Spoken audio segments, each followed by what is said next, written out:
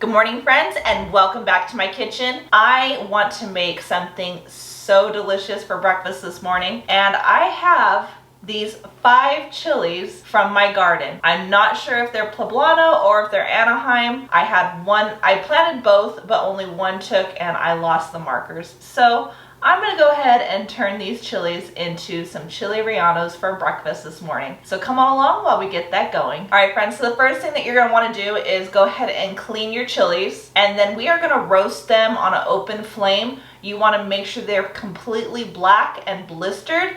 We're gonna put them in a bag and let them sweat, and then we can go ahead and take all the skin off the outside of these chilies, and that will prep them for the beginning part of our chili rellenos. All right, friends, so I'm gonna turn my flame on high, and I'm gonna just put my chilies right there so they can start toasting. This is what you're looking for all over your chili. All right, friends, now that our chilies are all blackened and toasted, we're gonna take some cling wrap and we're gonna cover this bowl, and we are gonna let these sweat for about 5 minutes. All right, friends, while we're waiting for those chilies to soften, we are gonna make our flour dredge, and that is 1/4 cup of flour, 1/2 teaspoon of salt, 1/2 teaspoon of pepper, 1/2 teaspoon of onion powder, and 1/2 teaspoon of garlic powder. Go ahead and mix that together and put it to the side. So it's been 5 minutes, so we're gonna go ahead and remove the skin from our chilies. All right, so once your chilies are completely cleaned off,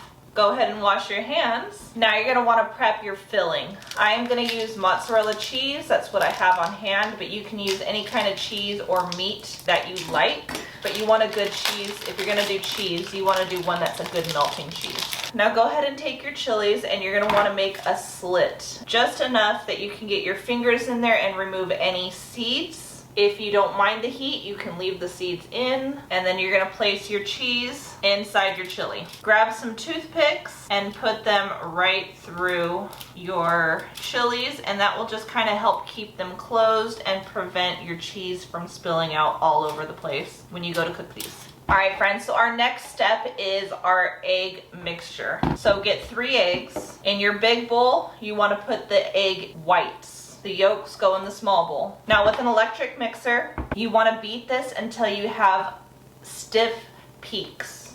All right, so now we have stiff peaks. Next thing you're gonna do is you're gonna add in your yolk slowly.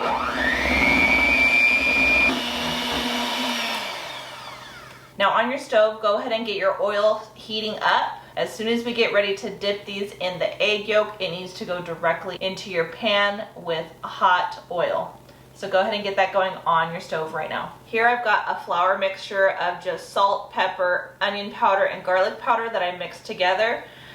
We are gonna first dip our chilies into this flour mixture, and this will allow the egg batter to adhere better to your chilies. All right, let's head over to the stove because all this is gonna happen really fast. All right, our oil is nice and hot. You're gonna take your chili, dip it into your egg batter, and then drop it in.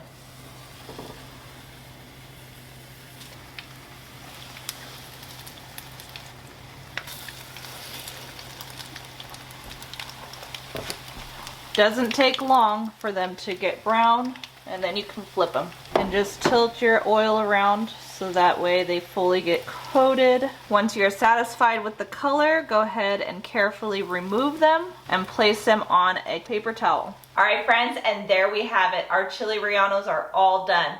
Now to plate them up, you can eat them just like this, or I took a can of my homemade salsa and I blended it up and warmed it up on the stove. Go ahead and put a little bit down on a plate and place your chili right on top. Now this is gonna be good. You can see the gooiness of the cheese, and it's a little bit crispy.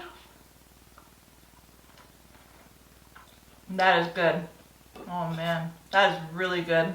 Don't forget about your toothpicks that are in there. You do not wanna bite into a toothpick. Make sure you pull those out. All right, friends, you definitely want to give this recipe a try. I hope you like it. Don't forget to like, subscribe, share with your friends and family. As always, I hope all is well, and have a blessed day.